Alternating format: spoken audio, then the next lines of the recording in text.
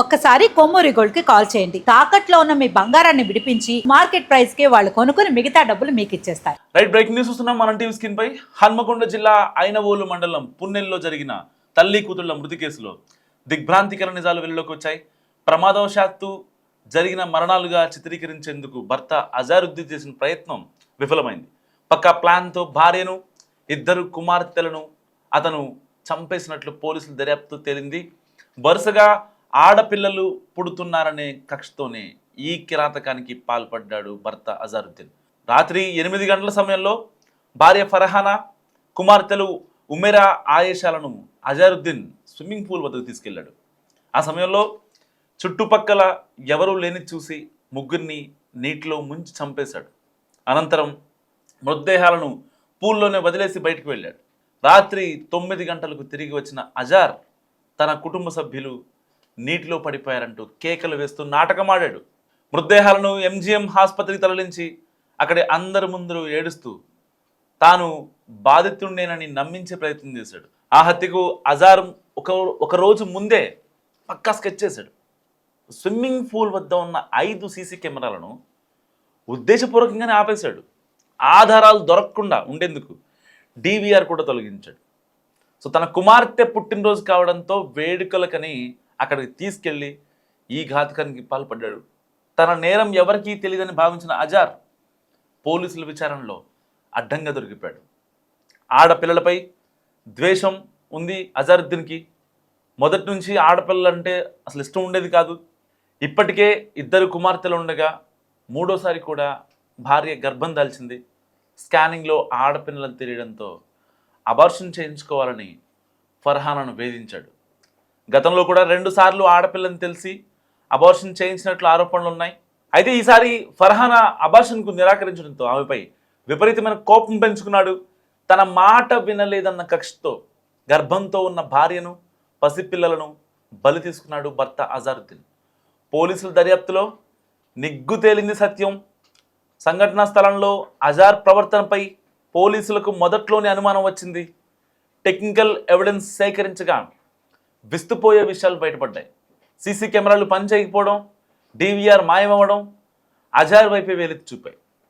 గర్భవతి అయిన భార్యను, అభంశుభం తెలియని చిన్నారులను కిరాతకంగా చంపిన అజార్పై పోలీసులు కఠిన చర్యలు తీసుకొని సిద్ధమవుతున్నారు. ఈ ఘటన వరంగల్ జిల్లాలో స్థానికంగా తీవ్ర కలకలం రేపింది. ఒక్కసారిగా వరంగల్ బగ్గుమంది. స్విమ్మింగ్ పూల్లో తల్లి కూతుళ్ళు ముగ్గురు విగత జీవులుగా మారిన సిచ్యువేషన్ 24 గంటల ముందు అందరినీ కలిసివేసింది. స్విమ్మింగ్ పూల్లో ముగ్గురు ఒకేసారి హత్య జరగటం నిజంగా అందరినీ కలిసివేసింది. ఈ ఘటన వెనకాల భర్త అజారుద్దీన్ ఉన్నాడు అని చెప్పి పోలీసులు ప్రాథమికంగా నిర్ధారించారు. ఎందుకంటే అక్కడ ఆ రోజున స్విమ్మింగ్ పూల్ దగ్గరికి వచ్చినప్పుడు సరిగ్గా వాళ్ళ కుమార్తె ఆయేషా బర్త్డే, ఆ వేడుకల కోసం ఇంటి దగ్గర కేక్ కట్ చేసి ఇక్కడ స్విమ్మింగ్ పూల్ దగ్గరికి వచ్చారు. వాళ్ళ ఊర్లో ఒక వెంచర్ దగ్గర ఉన్నటువంటి స్విమ్మింగ్ పూల్, ఈ మన హైదరాబాద్లో అవుట్స్కట్స్లో ఉంటాయి కదా ఫామ్ హౌస్లో, అలాంటి ఫామ్ హౌస్ లాంటిదంటే వాళ్ళ ఊళ్ళో ఉంటుందంట. సో దాని దగ్గరికి, ఆ వెంచర్ దగ్గరికి వెళ్ళారు. స్విమ్మింగ్ పూల్, కొత్తగా డిజైన్ చేసినటువంటి ఫామ్ హౌస్ లాంటి ఒక ఎన్విరాన్మెంట్, అంబియన్స్ కూడా బాగుంది. సో పిల్లలతో ఎంజాయ్ చేద్దామని చెప్పి భార్య ఫర్హానాని నమ్మించి తీసుకెళ్ళాడు భర్త అజారుద్దీన్. సరిగ్గా అదే టైంలో ఎలాగైనా సరే వీళ్ళని చంపాలని ఒకరోజు ముందుగానే అనుకుని అక్కడికి వెళ్ళి ఆ ఫామ్ హౌస్ వాళ్ళతో మాట్లాడి దానికి సంబంధించిన డేటా రికార్డర్ని ఆఫ్ చేసి అండ్ కెమెరాస్ కూడా మొత్తం ఆఫ్ చేసి సరిగ్గా వాళ్ళతో మాట్లాడుకొని ఆ టైంకి వాళ్ళు ఎవరు లేకుండా ఉండేలా చూసుకొని, ఎందుకంటే హత్య జరుగుతుందంటే వాళ్ళు కూడా మేము ఎందుకు సీన్లో అనుకుంటారు. ఒకవేళ రేపొద్దున పోలీసులు విచారణలు, కేసులు, కోర్టులు, గొడవలు ఇవన్నీ మాకెందుకు అనుకుని వాళ్ళు కూడా లైట్ తీసుకున్నారు.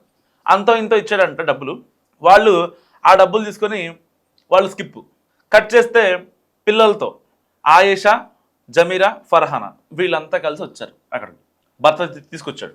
సో వీళ్ళంతా వచ్చిన తర్వాత డాడీ మళ్ళీ నేను కేక్ కట్ చేయాలని అడిగింది ఆ అమ్మాయి ఆయేషా. ఎవరైతే బర్త్డే గర్ల్ ఉందో ఆ పాప అడిగింది అనమాట వాళ్ళ డాడీని. డాడీ నేను మళ్ళీ కేక్ కట్ చేస్తా అంటే, కేక్ వద్దు, మళ్ళీ ఇంటికి వెళ్ళాక నువ్వు కట్ చేద్దు కానీ ఇంటి దగ్గర ఆల్రెడీ నీకు ఇంకొక కేక్ ఉందని చెప్పి వాడు మాయమాటలు చెప్పి ప్రయత్నం చేశాడు. ఈవెన్ వాళ్ళ భర్త ఫర్హానా కూడా నమ్మేసింది పాపం. ఆ పిల్ల ఒక పిచ్చిది. సో కట్ చేస్తే వాళ్ళ ముగ్గురిని చంపేసి స్విమ్మింగ్ పూల్లో ఊపిరి ఆడకుండా చేసి వాళ్ళ ముగ్గురిని విగత జీవులుగా మార్చాడు. సో 2 పాయింట్స్ చెప్తున్నాడు ఇక్కడ. వాడు చెప్పేదాని ప్రకారం పోలీసులు విన్నదాని ప్రకారం remand report and charge sheet file అయ్యేదాని ప్రకారం ఈ యొక్క భర్త అజారుద్దీన్కి ఆడపిల్లలంటే ఇష్టం లేదు. ఇప్పటికే 3 సార్లు అబార్షన్ చేయించాడట. 2 ఆడపిల్లలు పుట్టారు, 3 సార్లు అబార్షన్ చేయించాడు. మళ్ళీ ఆడపిల్లే అని చెప్పి ఆ 3 సార్లు అబార్షన్ చేయించినప్పుడు కూడా కేవలం ఆడపిల్లనే ఒక్క రీజన్తో కడుపులోనే చిదిమేశాడు భర్త అజారుద్దీన్. ఇప్పుడు మళ్ళీ 4వసారి ఆ అమ్మాయి ప్రెగ్నెంట్ అయితే సో స్కానింగ్లో తెలిసింది మళ్ళీ ఆడపిల్లేనని. దానికోసం ఆ అమ్మాయికి చెప్పాడు భార్య ఫర్హానాకి. సో ఆ అమ్మాయి ఈసారి నేను అబార్షన్ చేయించుకుంటే ఇంకొకసారి ఇంకా మనకి ప్రెగ్నెంట్ అవ్వదు, సో నాకు హెల్త్ కాన్సిక్వెన్సెస్ ఉన్నాయి, సో నేను చేయించుకోలేను, ఇప్పటికే పెయిన్ తట్టుకోలేకపోతున్నా, నా వల్ల కాదు అని చెప్పింది ఆ అమ్మాయి ఫర్హానా. అయినా సరే వినకుండా గొడవలు పెట్టుకోవడం స్టార్ట్ చేశాడు. తాగొచ్చి కొట్టడం, వేధించడం, నువ్వు వాళ్ళతో వెళ్తున్నావు వీళ్ళతో వెళ్తున్నావు, అసలు ఆ కడుపు వచ్చింది నీకా నాకా, నా వల్లే వచ్చిందా నిజంగా అని ఇలాంటి మాటలతో ఆ అమ్మాయిని వేధించడం అంట ఇంటి పక్కన వాళ్ళు చెప్తున్న పరిస్థితి. సో ఈ కేసులో ఏమైంది, సరిగ్గా సాయంత్రం 7 గంటల టైంలో ఆ యొక్క స్విమ్మింగ్ పూల్ దగ్గర తీసుకురావడం, పక్కా ప్లాన్ ప్రకారం సీసీ క్యామ్స్ ఆఫ్ చేయడం అండ్ ఆ పూల్లో పడేసి ఊపిరాడకుండా వాళ్ళ ముగ్గురిని విగత జీవులుగా మార్చాడు భర్త అజారుద్దీన్. సో వాళ్ళందరూ స్విమ్మింగ్ పూల్లో పడి ఉన్న తర్వాత బయటకు వెళ్ళిపోయాడు అనమాట. సరిగ్గా 2 గంటల తర్వాత మళ్ళీ స్విమ్మింగ్ పూల్లోకి ఎంట్రీ ఇచ్చాడు.